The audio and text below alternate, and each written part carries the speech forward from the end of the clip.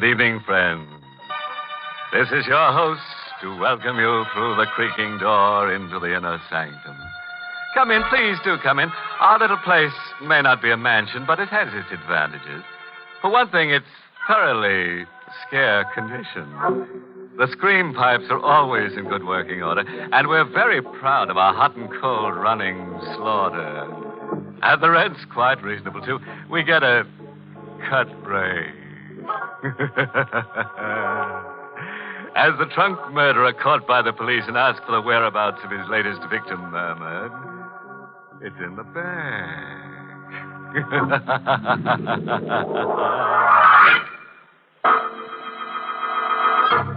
Tonight's Inner Sanctum mystery, Birdsong for a Murderer, was written by Lou Vittis and stars Ted Osborne in the role of Carl with Arlene Blackburn as Elaine. Well, you've had your warning.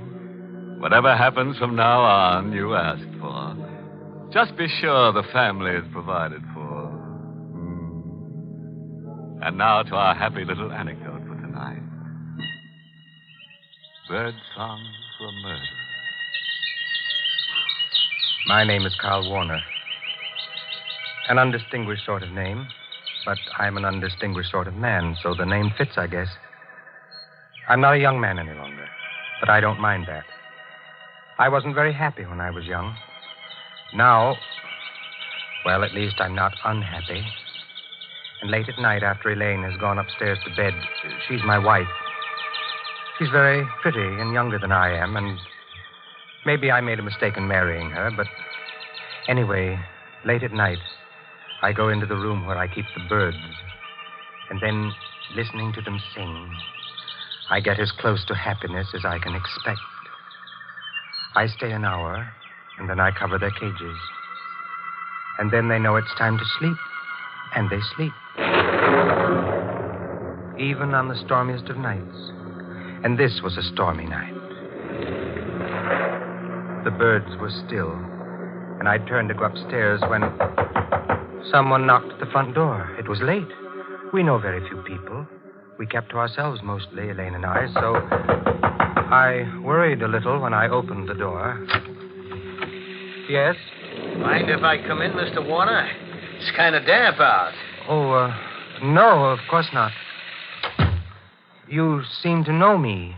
I do, don't I? But I don't know you. My name is Brule, Chester Brule. Oh, how do you do? Well, I'd do better if I was sitting down. I'm sorry. Please. Thanks. Chester Brule. I still don't... Remember?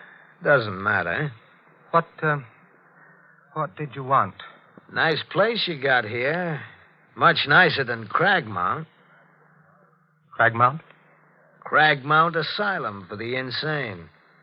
You work there? I used to work there. This is all very interesting. Funny thing happened just before I left. One of the inmates escaped. Very neat job. Was help from the outside. Disappeared. Made quite a sensation. It must happen frequently. Not as frequently as all that. Besides, this baby was a homicidal lunatic. Homicidal? That's right. I don't see what all this has to do with me. I didn't say it had. There was one funny thing about this inmate. Was there? Loved canaries. Loved to listen to them sing. Psychiatrists at Cragmount found it very interesting. Birdsong was the only thing that kept the murderous impulse down. Mr. Warner, I'm out of work. That's too bad. You're not doing badly. Nice house, furnishings. Didn't I hear canaries singing before I come into the house? Maybe you did. So, 5,000 in the morning? No. I think yes. Otherwise, Cragmount will be happy to hear from me. 11 Crescent Place, room 2B, in the morning. You can show me to the door now. Of course. Good night, Mr. Warner. Till we meet again. I watched him go into the blackness, and the blackness swallow him. And then I went back into the house. I stopped at the foot of the stairs leading to the bedrooms. And then I turned and went into the aviary. The birds were quiet.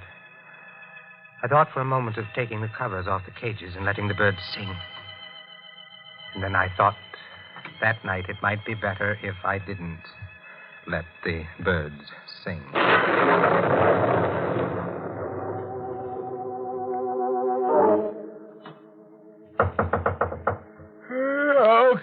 Okay. Who it? Oh. Couldn't wait till morning, huh? I didn't expect... Wait. That knife. No! Oh, I shouldn't have let you... Surprise. Oh.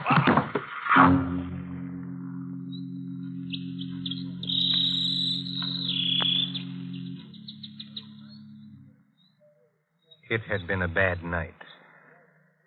I couldn't have slept more than 2 or 3 hours. Fortunately, Elaine and I had separate rooms, and at breakfast the next morning, she was fresh and young and beautiful. Carl, Hmm? why are you staring at me in that funny way? Nothing. You really shouldn't read it, Niels. Oh, it's only the paper. So many exciting things happen. I can't wait till I get to them. Still... Oh, isn't that terrible? What is? A man was murdered last night. Not very far from here. Crescent Place. Crescent Place? It's an odd name. Chester Brule. Carl, your coffee cup. I'm sorry, but I wish you wouldn't read the paper. It says that his canary, he had a canary, Carl, was singing when the landlady found the body. Oh, that's pathetic. Elaine, I told you not to read that paper. Darling. Give it to me. Carl, you're tearing the paper up. What's the matter? Well, I'm nervous this morning. I don't remember your ever having been like this before. I told you I was nervous. Look, darling, why don't you go into the aviary, listen to the birds for a while? You love them so, and they have such a nice effect on you. I went into the aviary, as she suggested, and listened to the birds. It was quite a little while before I stopped trembling. Carl, Yes, dear? come into the kitchen. All right. I've been washing the breakfast dishes, darling, and found this among them. The carving knife. Isn't that funny? And besides, look at it. The blade's all covered with brown stains. I see. Sure, I washed it after dinner last night. Did you use it for anything? No, darling. Give it to me. I'll wash it now. Oh, I can do it. I just wondered. Oh, the door. Will you... No, give me the knife. You answer the door. But- I said you answer the door. Well, all right, but there's nothing to shout about. I don't know what's the matter with you this morning. I washed the knife. Quickly but carefully. Very quickly. But very carefully. It didn't take long. The stains hadn't hardened much. The brown stains. Carl? Yes? Someone to see you, a man. What does he want? Well, he didn't say, except that it was important. I'll go see him. He said he's a lieutenant from the police.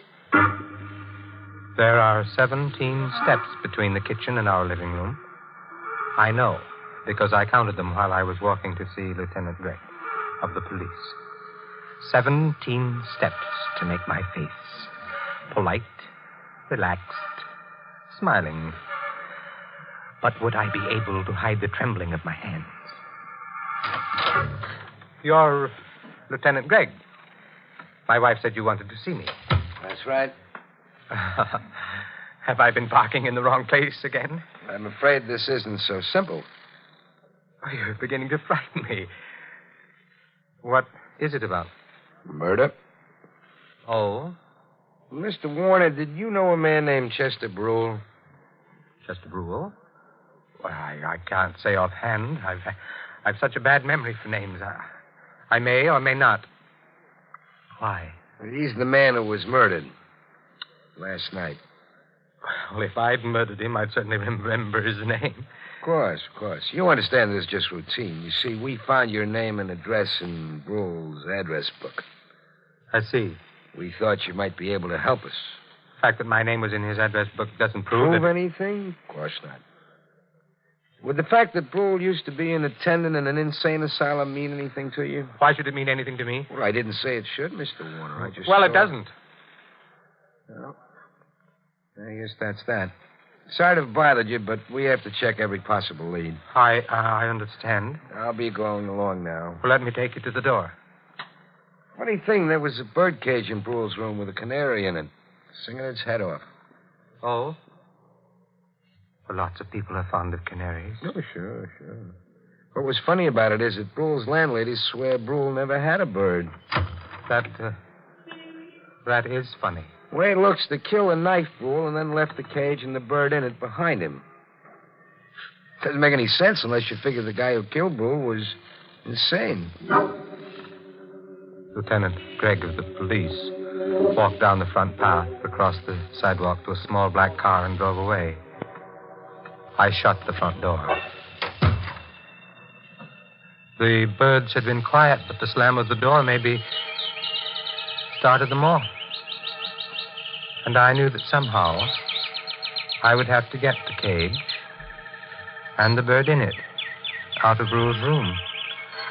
I didn't know how I'd do it, but I'd do it, no matter how insane it was.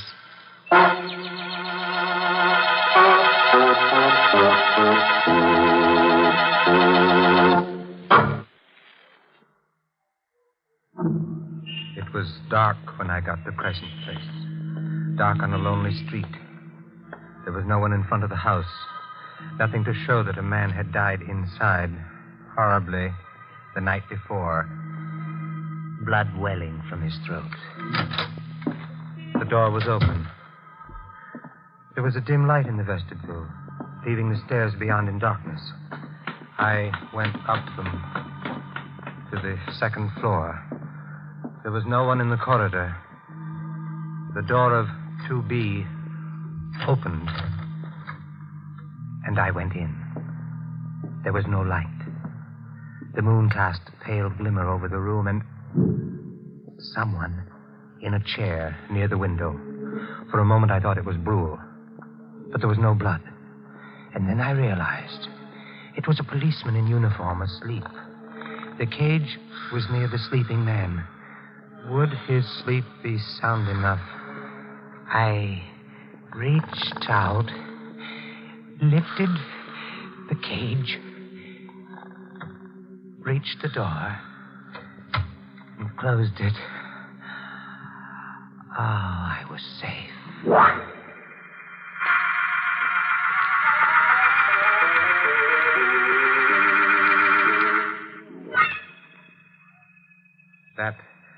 That would be a problem. I should have killed it instead. I left it at a pet shop where I'd gone and done business once, and then went home.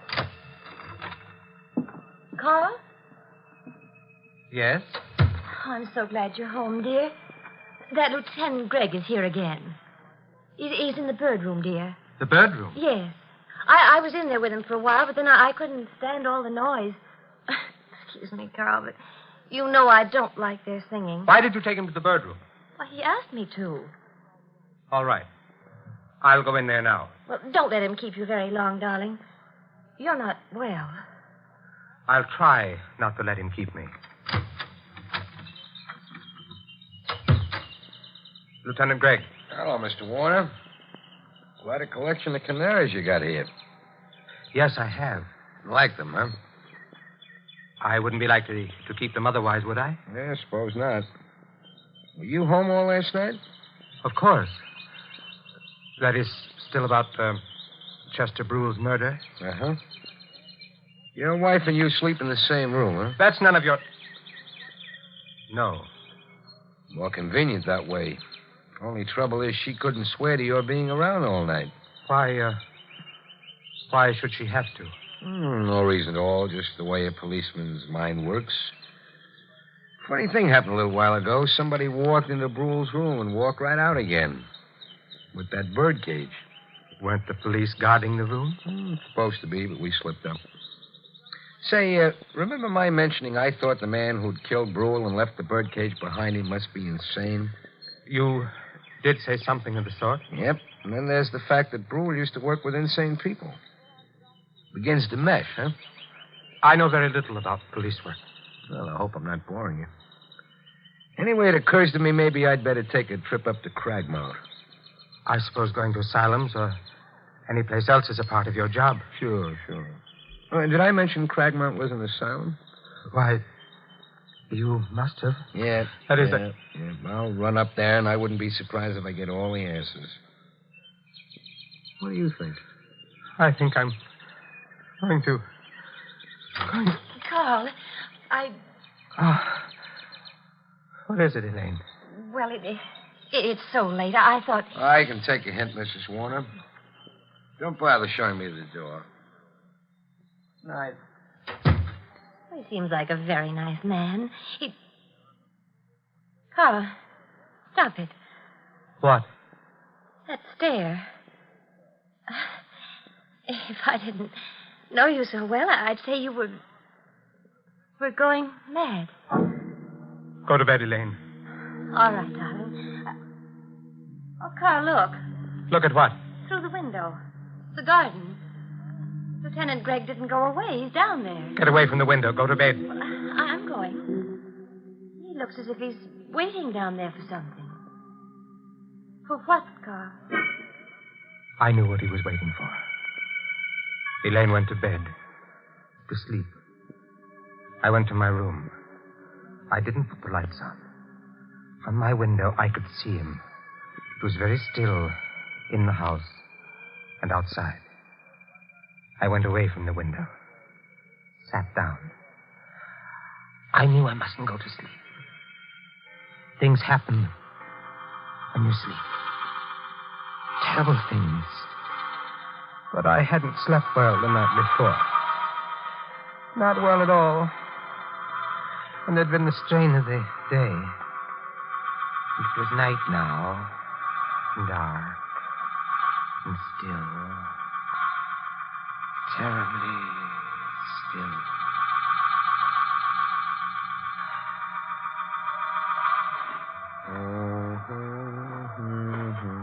Gargan? Gargan?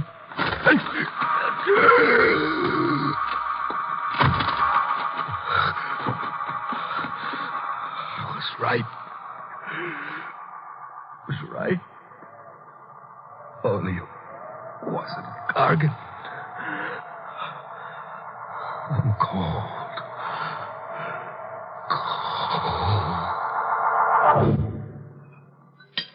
Oh, it's such a lovely morning, Carl. Lovely. I looked for Lieutenant Gregg as soon as I got up. He wasn't in the garden anymore. He must have got tired, gone home, or back to headquarters, wherever policemen go. Oh, dear, that's the Swenson's dog. And he got into our garden again. I'll have to get him out. Elaine, don't. Darling, he'll dig up all the flowers looking for bones. I'd better go. Elaine! Maybe he won't be there. Maybe somehow the truth isn't the truth, and I'm not... Elaine! Where are you? Oh, under the tree. Here. What? Look. Lieutenant Gregg. His throat. Come inside. All right. The kitchen. Oh, Carl, where are you going? The kitchen. What are you doing? The drawer, silverware. Yes, it's here. The carving knife. That's right. Well, I thought you washed it last night. I guess you didn't. You'd be wrong. I did wash it last night. The stains are still there. The brown stains. These are fresh ones. Elaine, get out of my way. I've got to go to the bird room. Oh, Carl, please don't go away from me. Carl! I was holding the carving knife in my hand. I started to put it down. And then I held onto it anyway. It would make taking the covers off the cages awkward, but I held onto it anyway. The birds were still.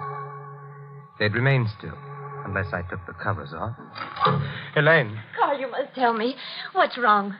Don't come any closer. What? Elaine, please. Not any closer. You've got that knife in your hand. Yes. The one with the brown stains. Oh, Carl. Shh, don't say anything. Carl, the night before last. Elaine, don't ask questions. That's danger. You were out of the house. No. Last night, when Lieutenant Gregg was killed. I was asleep. You have the knife, Carl. Yes. Give it to me. No. Please, Carl. No. Stay where you are. All right. You may keep the knife. Because... Look, Carl. A revolver. Yes. Lieutenant Gregg's revolver. I looked at her. There was a flush on her cheek. She was fresh and young and very beautiful and quite insane. Elaine, give that to me. Oh, no. No, I took it from Lieutenant Gregg last night. After he stopped crying. He always cry when you... Elaine. I didn't like the way you'd been looking at me, Carl. You were thinking bad things about me. You were thinking that maybe you'd have to send me back to Cragmount. I wasn't. You were, Carl. I knew you were. After Chester Brule died. Elaine. Stop where you are. All right, Keep your hand away from the birdcage. Don't pull the covers up. Stop! Carl, I've hurt you. Never mind. But I didn't want to. Oh, Carl. Are you going to cry? Like the others? I'll try not to. Because I wouldn't like that. I know. I'm sorry I hurt you. Doesn't matter. It was my fault. I loved you too well. I really killed those others. Not you, my dear. Oh, that's a very silly thing to say. And I'll become quite angry. I am quite angry. Carl. Carl, you silly. You pulled the covers off the cage. Carl. Oh, Carl, I'm speaking to you. Those birds, I don't like them. Carl? Oh. Oh, poor Carl. He's dead. I loved him. Now he's dead. But anyway, he didn't cry. He didn't cry.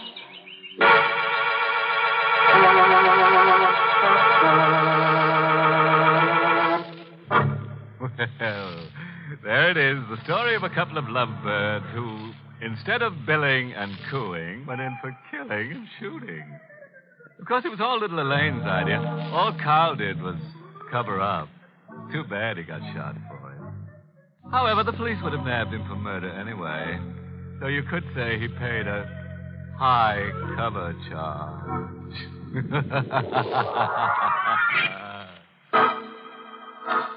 Be with us again next week at this same time for another Inner Sanctum Mystery. This program was originally heard in the United States over CBS, the Columbia Broadcasting System, and has been rebroadcast for servicemen and women overseas through the facilities of the United States Armed Forces Radio Service, the voice of information and education.